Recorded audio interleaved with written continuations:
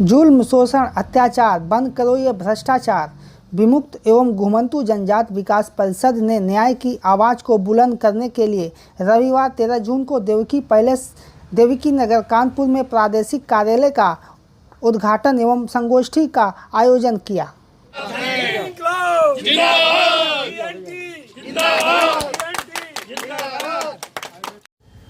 इस अवसर पर मुख्य अतिथि लक्ष्मी नारायण लोधी दादा की उपस्थिति में विशिष्ट अतिथि डॉक्टर BK लोधी और डॉक्टर DR वर्मा की अध्यक्षता में कार्यक्रम संपन्न हुआ।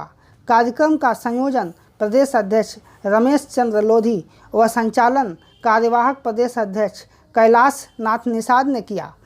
प्रदेश कार्यकारिणी के विस्तार के साथ ही आए हुए वक्ताओं ने चिंतन संगोष्ठी में समाज को मुख्य धारा से जोड़ने की पहल की। इसके अलावा कार्यक्रम में योग एवं नेचुरोपैथी चिकित्सा पद्धति से मरीजों को नशा मुक्ति के साथ ही विभिन्न साध्य एवं असाध्य रोगियों की चिकित्सा एवं दवाइयाँ उपलब्ध कराने के लिए चिकित्सालय का उद्घाटन किया।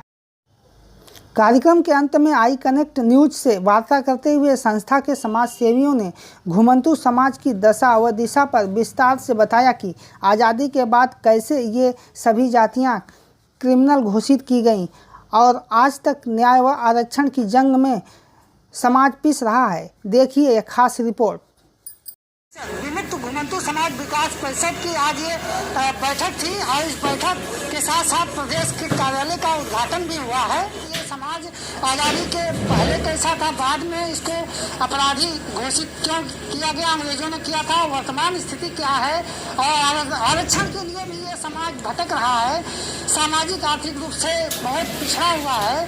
क्या स्थिति आप प्रदेश अध्यक्ष हैं इस विषय में हमारा कहना ये है कि देश की आज़ादी के पूर्व ये जातियां मार्शल कौम थी जो समाज में अन्याय के प्रति ईमानदारी से लड़ती थी और उसी के कारण अंग्रेजों और तत्कालीन राजाओं के आपस में तालमेल से इन जातियों को सताने के लिए ताकि विरोध न कर सके और उसमें ये काला कानून 12 अक्टूबर 1871 को बनाकर जन्मजात अपराधी घोषित करके और समाज में परेशान करने की नियत से इनके मकान हड़पे गए, जमीनें हड़पी गई, जंगलों के लिए भी भागे। उसके बाद भी आज तक जंगलों में रह रहे जिसे नक्सलाइट भी कहा जाता है, जो बच गए वो हमारे अभी प्लेन भूमि में है, जंगलों में जो रह रहे हैं नक्सलाइट जिनको कहा जाता है वो भी हमारे पूर्वज हैं और उनके वंशावली के हम लोग हैं और हम उनसे संबंध करके इस NTDNT की नई आज़ादी जो 31 अगस्त को प्राप्त हुई थी, हम 15 अगस्त की भी आज़ादी मनाएंगे, लेकिन वास्तविक आज़ादी 31 अगस्त की हम लोग मनाएंगे। इस बार पूरे प्रदेश में हर जिले पर, हर ब्लॉक पर, हर न्याय पंचायत पर हम लोग अपनी आज़ादी का दिन 31 अगस्त को मनाएंगे। निश्चित रूप से देश तो आज़ाद हुआ, लेकिन आपकी असली लड़ाई बाकी है और असली आज़ादी बाकी है। तो हम जानना चाहते हैं ये समाज कितनी संख्या में उत्तर प्रदेश में निवास करता है। देखिए, डॉक्टर DR वर्मा, मैं प्रदेश उपाध्यक्ष के रूप में कार्य कर रहा हूँ। विमुक्त घुमंतू विकास परिषद अखिल भारतीय शाखा उत्तर प्रदेश का आज ये उद्घाटन किया गया है। माननीय प्रदेश अध्यक्ष रमेश चंद्र लोधी जी एडवोकेट जी के ये आवास पर यहाँ कार्यालय संचालित किया गया है, उसका उद्घाटन हुआ है। इसके साथ ही हमारे ये DNT समुदाय की ओर से, इस ऑर्गेनाइजेशन की ओर से आयुर्वेदिक औषधालय की उद्घाटन किया गया है और हम लोग अब आगामी समय में इतना बड़ा मिशन उत्तर प्रदेश में चलाना चाहते हैं कि हर जनपद स्तर पर इस प्रदेश में DNT समुदाय की 6 करोड़ आबादी को ये अवगत कराना चाहते हैं कि देश की आपके साथ क्या क्या षड्यंत्रकारी योजनाएं की गई है, जिसके कारण हमको आज तक संवैधानिक अधिकार नहीं मिल पा रहे हैं। बहुत अच्छा, 6 करोड़ की आबादी है। निश्चित रूप से ये विधानसभा चुनाव आ रहा है, इसमें इनकी अहम भूमिका हो सकती है क्योंकि 6 करोड़ आबादी बहुत मायने रखती है। समाज के BK लोधी जी हैं और पूर्व उप सचिव भारत सरकार में रहे हैं। तो सबसे पहले आपका स्वागत है हमारे चैनल में। समाज की जो मीटिंग हुई है इसमें आप क्या पद है आपका और किस तरह से समाज को ले जाना चाहते हैं? ये परिषद का जो पूरा नाम है विमुक्त घुमंतु जनजाति विकास परिषद अखिल भारतीय है और इसका हमारा रजिस्ट्रेशन है मुंबई से है। क्या वजह है जी साहब, अभी तक जो है सबको आरक्षण मिल रहा है, जनगणना होती है उसके बाद संविधान के राजपत्र में उल्लेख होता है जैसे हरिजन और अन्य जातियों को, SC/ST को, इस जातियों को क्यों नहीं किया गया? देखिए, उत्तर प्रदेश में भी हमारे यहाँ पहले रिजर्वेशन की 4 कैटेगरी थी। पहले नंबर पे डिनोटिफाइड ट्राइब ही था, विमुक्त जाति ही था, दूसरे पे ST था, तीसरे पे SC था और फिर पिछड़ी जातियाँ था। लेकिन कुछ पॉलिटिकल रीजन ऐसे हुए कि बाद की सरकारों ने हमारी कैटेगरी को ख़त्म कर दिया, मर्ज कर दिया उसको। पहले मर्ज किया, मर्ज करने के बाद धीरे धीरे ख़त्म कर दिया। पहले हमको रुड़की यूनिवर्सिटी से लेकर तमाम इंजीनियरिंग कॉलेज हैं, मेडिकल कॉलेज, इसके अलावा जो ITI हैं, इनमें बाकायदा रिजर्वेशन मिलता, 5% रिजर्वेशन था। धीरे धीरे उसको खत्म किया गया है। अब इसकी वजह क्या है जो आप पूछना चाह रहे हैं, ये बिल्कुल वजह ये है कि DNT जो समुदाय है वो लगता है कि हम अंग्रेजों के दुश्मन तो थे ही, निश्चित रूप से थे। अफसोस इसी बात का है कि हम गोरे अंग्रेजों के, काले अंग्रेजों के भी दुश्मन हो गए, उनकी आंख की किरकिरी हो गए, उन्होंने हमारे वेलफेयर के लिए सोचा नहीं है, बिल्कुल वो संवेदनहीन हो गए हैं पूरी तरीके से। इसलिए हमारे कमीशन की एक रिकमेंडेशन ये भी है कि ब्यूरोक्रेसी को संवेदनशील बनाया जाए कि आखिर क्या है DNT, इनको क्यों जरूरत है रिजर्वेशन की, शिक्षा की या डेवलपमेंट में शामिल करने के लिए, मेन स्ट्रीम में आने के लिए क्यों आवश्यकता है। तो इसके लिए हमारी एक ये रिकमेंडेशन है कि इनको एक संवेदनशील बनाया जाए, हमारे नेताओं को, राजनेताओं को, ब्यूरोक्रेसी को, पुलिस को, प्रशासन को ये किया जाए। निश्चित रूप से अपनी ताकत दिखानी होगी और इस तरह के सामाजिक निर्माण करना होगा संस्था को आगे बढ़ाने के लिए। जी, आपका शुभ नाम क्या है? मैं कैलाश दान निषाद, क्या कहना चाहेंगे प्रदेश कारवा विमुक्त घुमंतु जनजाति विकास परिषद। समाज के बारे में हमें कहना चाहते हैं, DNT समाज हमारा सामाजिक, आर्थिक, शैक्षिक रूप से बहुत पिछड़ा हुआ है। इनको विमुक्त जाति का प्रमाण पत्र विमुक्त नहीं दिया जा रहा है। वो शासन से, उत्तर प्रदेश सरकार से, केंद्र सरकार से हम मांग करते हैं, हमारा संगठन, कि तत्कालिक रूप से इनके प्रमाण पत्र जारी किया जाए। और अगर नहीं जारी करते हैं तो हम बहुत बड़ा पूरे 2022 चुनाव के पहले पूरे क्षेत्र में हर जनपदों में जाकर के मीटिंगें करेंगे और अपने समाज को जागरूक करेंगे। अगर हमको आरक्षण नहीं देती है, प्रमाण पत्र, जाति प्रमाण पत्र नहीं जारी करती है, तो हम उसके सरकार के विरोध में भी जाने का काम करेंगे। बहुत बहुत धन्यवाद आपका। तो सर, मैं जानना चाहता हूँ आपसे, दो शब्द, क्योंकि आप अपना मैं DP राजभर एडवोकेट हूँ सुप्रीम कोर्ट में, नई दिल्ली में, और DNT का एक्टिविस्ट हूँ। DNTs के राइट्स के लिए अक्रॉस द कंट्री हम फाइट कर रहे हैं, लेकिन स्पेशली उत्तर प्रदेश की विमुक्त जातियों के ऊपर विशेष ध्यान है, क्योंकि इनकी स्थिति सबसे बदतर है पूरे देश में। और हम उत्तर प्रदेश से होने के नाते हमारी एक नैतिक और सामाजिक जिम्मेदारी बनती है कि अपने लोगों को इसको बताया जाए, जागरूक करने के साथ, सड़क के साथ साथ और न्यायालय में हर जगह अपने अधिकार के लिए लड़ेंगे, जब तक लड़ेंगे जब तक मिलेगा नहीं। सही दिशा में जा रहे हैं, चूँकि आप एक वकील हैं, आपने सही डिसीजन लिया है। अगर समाज, किसी भी समाज का निर्माण करना है, उसके अधिकार को दिलाना है, तो कोर्ट का सहारा तो लेना ही पड़ेगा। जी, इसके लिए पूरी तैयारी हो चुकी है और जुलाई में इस उत्तर प्रदेश के विमुक्त जातियों के लिए पिटीशन की मतलब इतनी ज़्यादा संख्या हो जाएगी कि प्रदेश सरकार भी सोचेगी कि इस 50 सालों में अचानक इतनी ज़्यादा पिटीशंस क्यों आई हैं। तो प्रदेश सरकार को हम बताना चाहते हैं कि हम शांत बैठने वाले नहीं हैं। हमारे पुराने लोग नहीं समझ पाए, लेकिन नई पीढ़ी अपना हक लेना जानती है, इसलिए लोकतांत्रिक व्यवस्था में। बहुत अच्छा। तो मोदी सरकार कहती है सबका साथ सबका विकास, तो ऐसे में अगर ये समाज 6 करोड़ की जनसंख्या रखता है, तो निश्चित रूप से अगर ये अपने पे आ जाए तो समाज का उद्धार कर सकता है। समाज को धार्मिक रूप से भी, सांस्कृतिक रूप से भी आगे बढ़ाने के लिए आज दिशा तय की गई है। तो मैं जानना चाहता हूँ आपसे, क्या सुझाव आपका? मैं कृष्ण गोपाल शास्त्री और कथावाचकी का काम करता हूँ और अब तक मैंने 3 विषय से MA किया है, PhD किया है और कई विषयों में मैं प्रोफेसर था, मैंने इस्तीफा दे दिया। DNT समाज से? जी हाँ, मैं लोधी समाज का हूँ इस प्रकार से। और उसके बाद मैंने ये ठाना कि अपने समाज को संस्कारित बनाने के लिए शारीरिक और सामाजिक और आध्यात्मिक साथ साथ में आत्मिक उन्नति के लिए इन्हें संस्कारवान बनाएं, हम संस्कार दें, क्योंकि संस्कार एक नींव होती है, एक जड़ होती है। जिस मकान की नींव कच्ची पड़ जाती है वो 3 मंजिला उठाने की योग्य नहीं रहती है। कि शुरुआत में हमारी संस्कृति गुरु के, हम ये कानाभूता कुरकुर वाले गुरु बना के तैयार करते हैं, वो नहीं है। वर्ण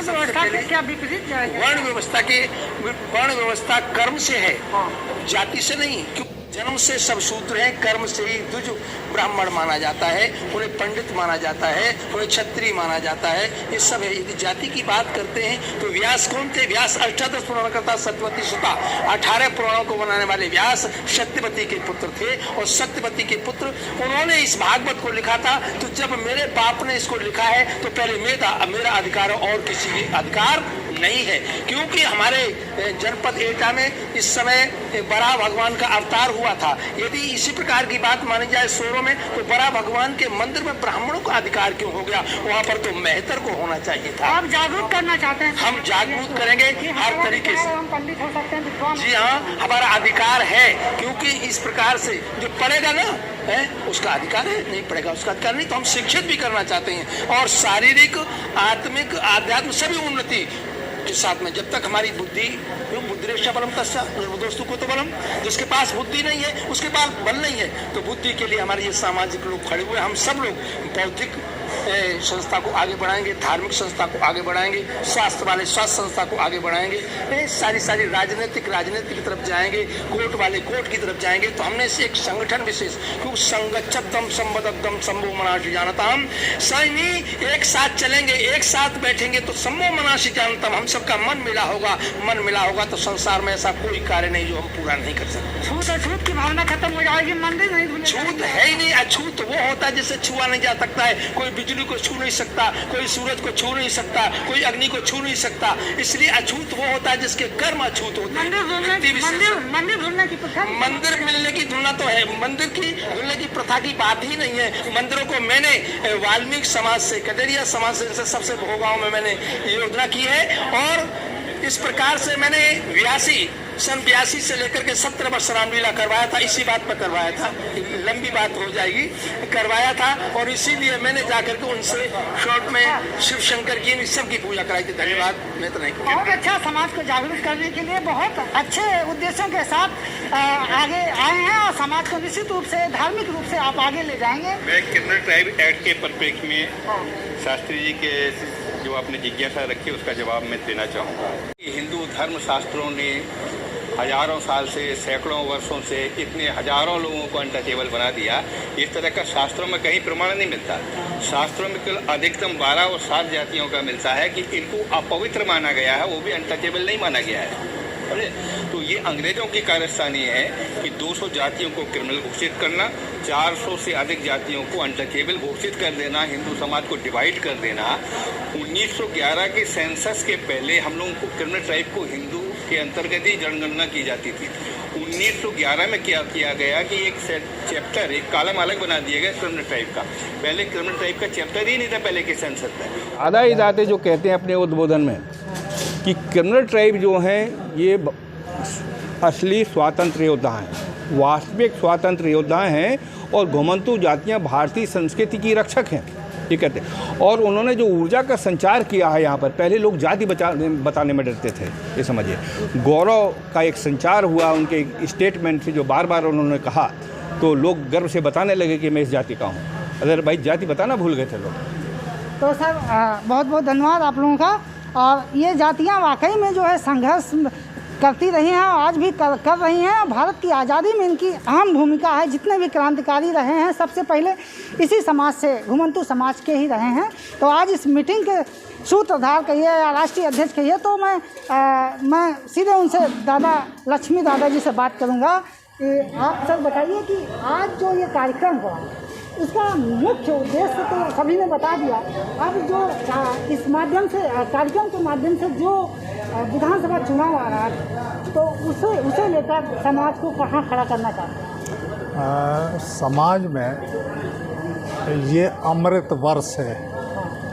देश में प्रधानमंत्री जी ने जो घोषणा की है, कोविड के काल में ये गतिविधियाँ शांत हो गई, अब शांत हो गया है, फिर ये हो रहा है।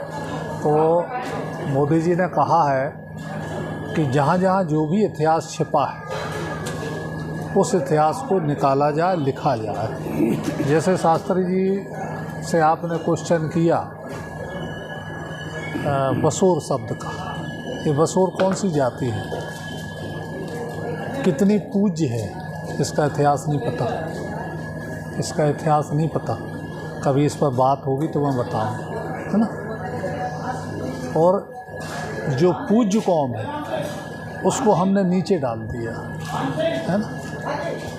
जो चोटी और बेटी बचाने के लिए सब कुछ कुर्बान कर दिया उनने।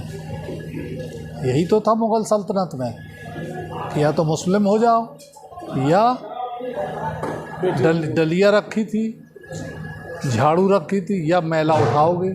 उस समय फ्लैश तो नहीं बनती थी, सब कुछ कुर्बान कर दिया। मैला उठाना स्वीकार कर लिया, लेकिन चोटी और बेटी से समझौता नहीं किया था।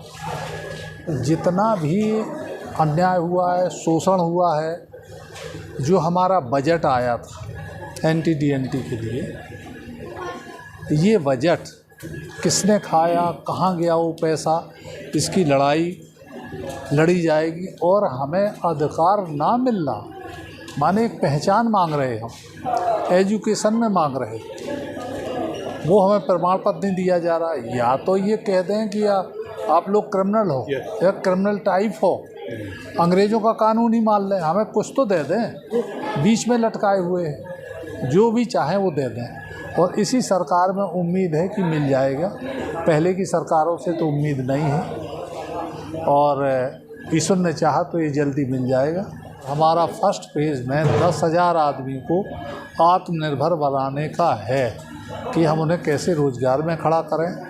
हमारे समाज में जो लूट होती है बैंकों के द्वारा, हमें 2 लाख का, 5 लाख का, 10 लाख का लोन लेना है, कितना भयंकर कमीशन जाता है, ये मेरे पास है।